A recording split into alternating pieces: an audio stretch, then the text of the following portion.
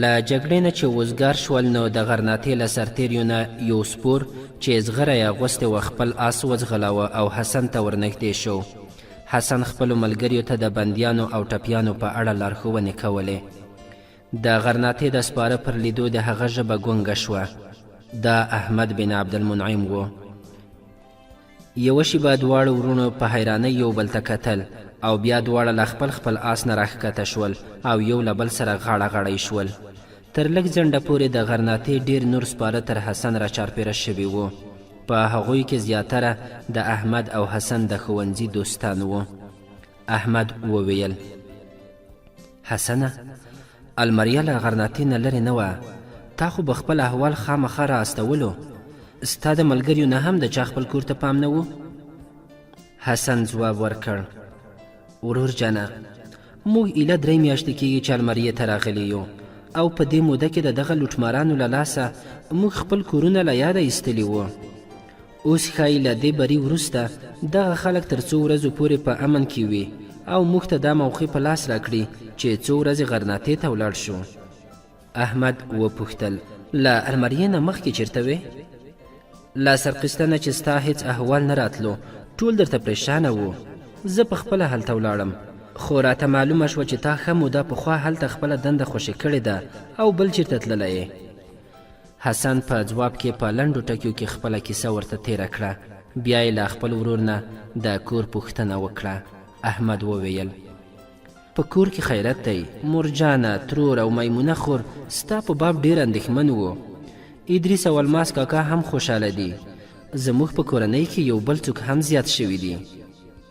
حسن په حیرانۍ خپل ورور ته وکتل. احمد وموسکل، ویې ویل: ما واده کړی دی. چیرته؟ په تلیتله کې. حسن وویل: زه نن څومره مبارک خبرونه اورم. ورور جان تر اوسه پورې نه دی راغلی؟ احمد ځواب ورکړ: هغه چې د کومې رڼا په لټون پسې وتلی و د هغو نښې راڅرګندېږي.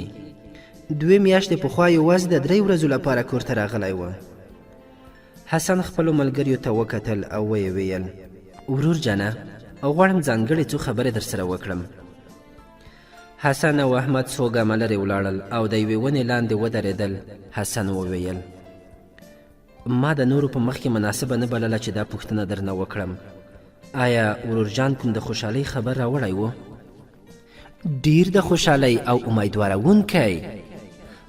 ته راته ووایه.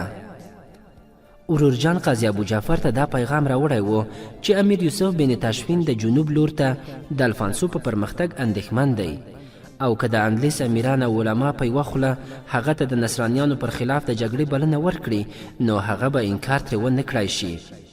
ورور جان د افریقا هغه نامتو علما چې پر امیر یوسف یې اغیزه شته له ځانه سره هم نظره کړي دي. هغه د بربري قبیلو مشران هم د اندلس سره مرستې ته تیار کړي دي. امیر یوسف اوس د افریقا له کورنیو شخړو نه هم وزګار شوی دی او همدا له هغه نه د مرستې غوښتلو مناسب وخت دی. قاضي ابو جعفر چې له ورور جان سره ولیدل نو د اندلس علماو ته یې بلنه ورکړه چې په قرطبه کې راټول شي. د علماو په غونډه کې د څو تنو واکمنو استازیو هم برخه درلوده. حسن وویل: ما د مرسیې د غونډې په اړه اورېدلي وو خو د هغو څه پایله معلومه نه شوه. احمد وویل: زه په هغه غونډه کې شریک وم. د هغو پریکړې قصدي پټې وساتل شوې خو اوس به تر څو ورځو پورې هغه راز را څرګند شي. علماو دا پریکړه وکړه چې د دوی یو پلاوی بیا هم مختلفو امیرانو ته ورشي او هغوی ته بلنه ورکړي چې د امیر یوسف تر قماندې لاندې د الفانسو پر خلاف په یوه محاذ کې راټول شي. د قاضي ابو جعفر په مشرۍ باندې د عالمانو پلاوی تر ټولو لومړی معتمد ته ورغلل. معتمد پر اشبیلیې د الفانسو له یرغل نه ښه عبرت اخیستی دی. یو وخت داسې هم و چې قاضي ابو جعفر په اشبیلیه کې پښه نه شوه ایښودلی او اوس وضع داسې وه چې معتمد د قاضي ابو جعفر هرکلي ته د ښار په دروازه کې ولاړ و. ځینو علماو فکر کاوه چې هغه به د امیر یوسف سره د مرستې هرکلی وکړي خو دې ته به چمتون نشي چې د هغه مشرتابه ته غاړه کیږدي. خو چې د الفانسو توره خپل ورمېږه ته نږدې ګوري د هغه په نظر کې بدلون راغلی دی. ځکه خو د علماو له پلاوي سره تر لیدو وروسته د ټولو امیرانو ته خپل استازي واستول. په همدې میاشت کې به امیران او یا د دوی استازي په اشبیلیه کې راټولیږي او زما باور دی چې هغه کسان چې د اسلام په نامه هیڅکله هم نه وو راټول شوي لږ تر لږه به د خپلو ځانونو د ژغورنې لپاره سره یو کیږي. د الفانسو پوځونه به له تلیتلې نه په پرمختګ کې ځنډ ونه کړي. د النوار، ارغون او لیون پر عیسوي امیرانو سربیره له فرانسې او ایټالیې نه هم په زرګونو سپاره د دوی تر بیرغ لاندې راټولیږي. د حسن زړه له خوښیو ډک و. هغه وویل: ورور جانه، ته دومره زیات خبر یې او زه لا پر دې خبر نه وم چې ته دومره راته نږدې یې. زما جاسوسانو د هغو پوستو د قومندان ډېرې غورې کولې. ما ګمان کوه چې ستا پر ځای به د غرناطې د پوځ کوم بوډا سالار وینم. احمد ځواب ورکړ: زه د لوی سالار نایب یم او چې ته زموږ لوی سالار ووینې نو ته به تر دې بری هم زیات پرې خوښ شې. حسن وویل: هغه چیرته دی؟ هغه په همدې ښار کې دی. اوس زه باید بیرته ستون شم. ما په خپل مسؤلیت د المریې سرتیري دلته راوستلي وو. امکان لري چې امیر معتصم پرې خفه شي. زه به تر څو ورځو پورې له المریې څخه بیرته راشم او ستا له لوی سالار سره به ووینم. احمد وویل: نه، ته له تلو مخکې زموږ له ستر سالار سره ووینه. کیدای شي هغه ډېر زر اشبیلیې ته ولاړ شي. اشبیلیې ته؟ د څه لپاره؟ احمد وویل: ما درته وویل چې په اشبیلیه کې امیران او علما راټولیږي. حسن وویل: ډیره ښه ده، زه به خپل پوځ واستوم او له تا سره به ولاړ شم، خو زه به همدا نن بیرته خپلې کلا ته ستنېږم. ته تر ماښام مخکې نشې تلای. زه به تا ته له ښار نه تازه دمه آس درکړم. حسن وویل: نو بیا خو هغه ته خامخا ورځم، خو ستاسو دا لوی سالار څوک دی؟ احمد ځواب ورکړ: اوس زه نه درته وایم، زه غواړم دا ووینم چې ته به هغه وپېژنې او که نه. د غرناطې په پوځ کې داسې قومندان نشته چې زه یې نه پېژنم. هغه د غرناطې د پوځ کوم منصبوال نه دی، زموږ په څېر د خپلې خوښې مجاهد دی. د نصرانیانو د تیرو پرمختګونو په وخت کې چې د غرناطې د منظم پوځ ډلې ماتې شوې او د نبار تر کلي پورې په شا راغلې، نو هغه د مجاهدینو له ډلو سره د دې سیمې د ساتنې مسؤلیت په غاړه واخیست. لږ ځنډ وروسته حسن خپلو ملګریو ته له ضروري لارښوونو وروسته له احمد او د هغه له ملګریو سره د غرناطې لاره ونیوه. د ښار خلکو د خوښیو په نارو د راستنېدونکو مجاهدینو هرکلی کوه. احمد له حسن سره د یوه کور دروازې ته ورسید او له خپل آس نه پلی شو. ویې ویل: حسنه، زموږ ستر سالار دلته اوسیږي. اوس ته د یوه ډېر ستر شخصیت مخې ته ورځې. حسن هم له خپل آس نه پلی شو. 2 تنه سرتیري ورغلل او د دوی د آسونو جلبونه یې ونیول او دوی دننه ننوتل. د کور په برنډه کې یو ځوان ولاړ و چې پر سر او مټو یې پټۍ تړلې وې. حسن چې ولید ویې پېژانده. احمد ته یې وویل: واه واه وروره، ستا خیال دا و چې زه به الیاس هم ونه پېژنم؟ بیا وړاندې ورغی. الیاس ته یې لاس ورکړ او ویې ویل: ورور جان ویل چې زه به ستاسو اعلی سالار ونه پېژنم، چې ټوله لاره پر دې اندېښمن وم. د احمد د لاس په اشاره الیاس په مسکا کې وویل: ته به زموږ ستر سالار په رښتیا هم ونه پېژنې. احمد حسن او الیاس په خپلو کې په خبرو پرېښودل او یوې خونې ته ننوت. لږ ځنډ وروسته یو سړی له دروازې نه بهر ته راووت. حسن چې هغه ولید څک شو. ادریس وروره؟ ادریس وړاندې ورغی او هغه ته یې غېږ ورکړه. بیا یې وویل: حسنه، ته لومړی زموږ له اعلی قمندان سره ووینه، بیا به خبرې سره کوو. حسن وویل: په لاره کې ورور جان راته ونه ویل چې ته دلته یې؟ زه دلته لږ لرې په یوه بله پوسته کې ګمارل شوی وم، همدا اوس دلته را رسېدلی یم. راځه. حسن له ادریس سره خونې ته ورننوت. بوډا سالار د خونې په یوه ګوښه کې د یوه میز مخې ته ناست و. پر میز کاغذونه او نقشې پرتې وې. احمد د ستر سالار کیڼ لاس ته پر یوه کرسۍ ناست و. هغه حسن معرفي کړ. ویې ویل: د المریې د سرحدي پوستو ساتونکی دغه دی. د بوډا سالار سترګې پر حسن ښخې شوې. حسن ور وړاندې شو، السلام علیکم یې وویل او بوډا سالار وعلیکم السلام وویل او خپل لاس یې ور وړاندې کړ. حسن تاوده ستړي مشي ورسره وکړل. ویې ویل ما په غرناطه کې ته هیڅ کله نه یې لیدلی. بوډا سالار په غمجنه لهجه ځواب ورکړ، نه زه هلته نه وم. ښایي ما ته بل چېرته لیدلی وې. بوډا سالار څه ځواب ورنه کړ او د حسن لاس یې په خپل لاس کې نیولی و او په ځیر یې هغه ته کتل. حسن احمد ته وکتل. د هغه پر شونډو مسکا وه او په سترګو کې یې اوښکې راوخوټېدلې. ورته ویې ویل تا دی پخوا هېڅکله نه دی لیدلی؟ له حسن سره د دې پوښتنې ځواب نه و. هغه په یو ډول چورتي نظر بوډا سړي ته کتل. بوډا سالار احمد او ادریس ته وکتل او په رېږدېدلي غږ یې وویل دی هغه مهال ډېر وړوکی و. زما په یادیږي چې رخصتېدم د مې تر پښو لاسونه راتاو کړي وو.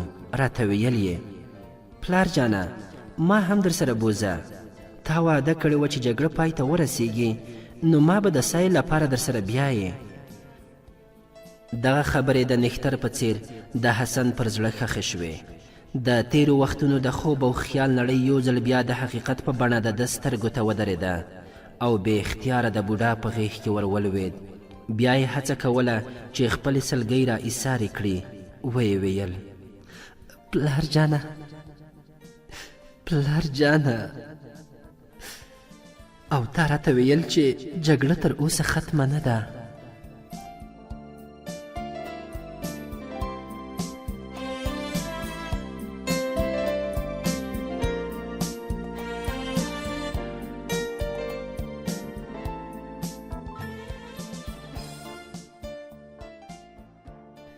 د معتمد د ماڼۍ په یوه پراخ تالار کې د اندلیس د مختلفو امیرانو غونډه روانه وه.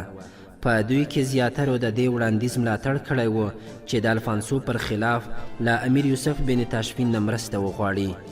خو څو تنه داسې امیران هم وو چې تر شونډو لاندې یې د دې وړاندیز مخالفت کاوه. شهزاده رشید له دې غونډې نه مخکې خپل پلار ته ویلي و چې مرابطین بې تهذیبه او وحشیان دي. که هغوی اندلیس ته راوبولو دا به زموږ لپاره خطرناک وي. د اندلیس علماو اولس زموږ سره دښمن کړی دی چې کوم مهال یوسف بن تاشفین راشي نو د هغه هر کار به د علماو په خوښه وي او د علماو لومړی غوښتنه به دا وي چې د اندلیس د واکمنو کورنیو حقوق ترې واخلي. اولس به د دې غوښتنې ملاتړ وکړي او امیر یوسف به له څه ځنډ پرته د اندلیس د سرو او سپینو خاوند شي. بیا به هغو علماو ته چې پخوا د کفر او الحاد پر خلاف فتواوې ورکړي دي د قضا او محکمې کرسۍ وسپاري او موږ به د مجرمینو په کټاره کې ولاړ وو. دې خطر ته د ځان غورځولو پر ځای موږ باید په هر قیمت چې وي له الفانسو سره سوله وکړو. ملکې رمیکې هم دا نه غوښتل چې د مرابطین په مرسته په اندلیس کې داسې خلک واکمن شي چې د دوی د عیاشیو پر خلاف لا فتوا ورکولو ډډه نه کوي. خو پر معتمد د هغې نصیحتونه بې اغېزې شوي وو. د امیرانو په غونډه کې د مالقې حاکم عبدالله بن ساقط په ډیر زور له دغه وړاندیز سره مخالفت وکړ. هغه وویل تاسو ښاغلي مرابطین د اسلام په نامه د مرستې لپاره رابولئ، خو تاسو باید په یاد ولرئ مرابطین د اندلیس د علماو او ولس په تایید چې کوم نظام او حکومت غواړي په هغو کې ستاسو لپاره ځای نشته.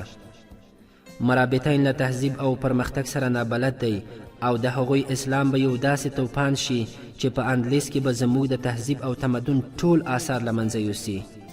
دغه علما چې زموږ په شعر، ادب او لطیفه فنونو پورې ملنډې وهي پر موږ به واکمن شي. د مرمري ماڼیو او خوارو جونګړو اوسیدونکي به په یوه ډانګ ځغلوي. الفانسو موږ ته هغه مهال خطرناک و چې موږ په خپلو کې یووالی نه درلود. اوس که موږ یو محاذ جوړ کړو نو باور مې دی چې هغه به د یرغل خیال هم پرېږدي. چې ډیر څه وشي نو موږ به د خراج په ورکولو اړ وو. آیا دا به غوره نه وي چې موږ د مرابطین د خطر پر ځای الفانسو د خراج په ورکولو راضي او قانع کړو؟ تر هغه وروسته عمر المتوکل جګ شو. ویې ویل ته دغسې خبرې د دې لپاره کوې چې الماریا د الفانسو له بریدونو نه تر اوسه لرې ده، خو موږ پوهیږو چې که زموږ سره د ټولې نړۍ خزانې وي هم تر ډیره وخته به الفانسو خوښ نه کړای شو. هغه ته د تلیتلې له واکمن نه زیات بادشاه نه دی ورکړی، خو د تلیتلې پایله زموږ په وړاندې ده. زموږ نور ملګري هغه مهال را په خود شول چې د تلیتلې انجام یې ولید، او ته ښایي پخوا تر دې چې را په خود شي د المریې، بطلیوس، اشبیلیې، مرسیې او قرطبې پای باید ووینې. لا یوه اوږده بحث وروسته معتمد جګ شو ویې ویل: ستاسو څخه د ځینو ښاغلیو دا رایه ده چې مرابطین به له موږ نه واکمني واخلي.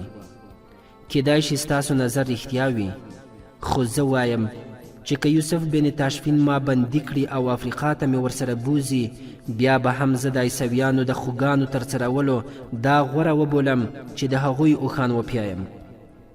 موږ له یوسف بن تاشفین نه داسې مهال مرسته غواړو چې د ژغورنې بله لاره راته پاتې نه ده. آیا تاسو به پر دې راضي شئ چې الفانسو ټول اندلیس ونیسي او راتلونکي نسلونه موږ د خپلو بربادیو او تباهیو پړه وبولي او د اسلامي نړۍ د هر جومات له منبر نه پر موږ لعنتونه وویل شي؟ ستاسو څخه ځینې ښاغلي دا وایي چې د مرابطین له راتلو سره به زموږ تهذیب تر ګواښ لاندې راشي، زموږ لطیفه فنون به له منځه ولاړ شي. خو له بده مرغه هغه تهذیب او هغه لطیفه فنون چې موږ پرې نازیږو د الفانسو په مخه کې دیوال نشي درولای. د دوی لاره یوازې د هغو خلکو تورې نیولای شي چې تاسو یې وحشي او ناپوه بولئ. زه د امیر یوسف بن تاشفین ښېګڼې نه وایم، زه یوازې دا وایم چې هغه زموږ وروستۍ تکیه ده، هغه زموږ د تیاره آسمان د هیلو وروستۍ رڼا ده. د ځان په باب زه دومره پوهیږم چې د الفانسو د خوښۍ ترلاسه کولو لپاره مې خپله ټوله خزانه برباد کړه. اوس یې پوځونه د اشبیلیې پر بریدونو راټولیږي او زه له بهرني ملاتړ پرته اشبیلیه او قرطبه له تباهۍ نشم ژغورلی. که په تاسو کې داسې څوک وي چې پر خپل ځواک یې بروسه وي، نو زه یې دې ته نه اړ کوم چې ما ته د لاس راکړي. خو له هغو ښاغلیو څخه چې وخت زما په څیر فکر کولو ته اړ کړي دي، زه دا غوښتنه کوم چې وخت په بحثونو له لاسه مه ورکوئ.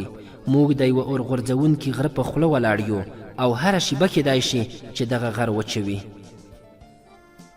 تر لږ ځنډه نور بحث وروسته د مجلس کسانو پر دې پریکړه وکړه چې له امیر یوسف بن تاشفین څخه له بلنې وړاندې دا ژمنه واخلو چې هغه به زموږ په کورنیو چارو کې لاس نه وهي.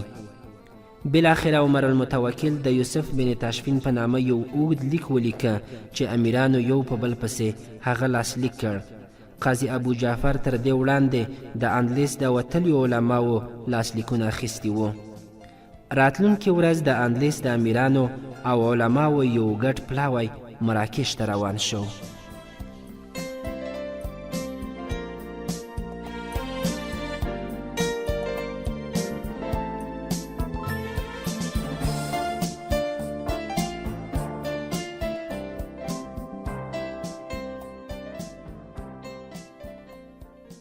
درنو دوستانو، زموږ د نن شپې ناول هم دومره و. هیله ده چې د پام وړ مو ګرځېدلی وي او د دې ناول په نورو برخو کې هم را سره ملتیا وکړئ. تر بیا پورې مو په لوی او بخښونکي خدای سپارو. هر چیرته چې یاست ښاد او بریالي اوسئ.